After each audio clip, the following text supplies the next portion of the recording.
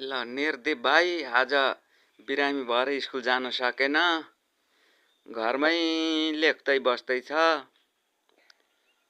अब बिमारी मान्छे लेखपढ गर्नु हुँदैन। आज आराम गर भनेको पनि मान्दैन। लेख्छु भन्छ। के लेख्न खोज्दैछ कोनी के लेखेको हो कुरो बुझ्न चाहिँ गाह्रो छ। भाइले लेखेको मैले चाहिँ एउटै बुझेको छैन।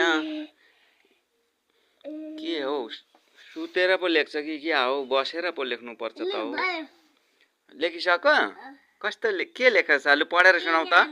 पढेर सुनाउ त। एकै पढेर सुनाइदेऊ त मलाई के लेखेछ।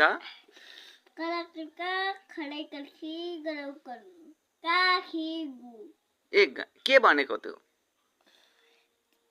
SUNDAY चण्डे भयो।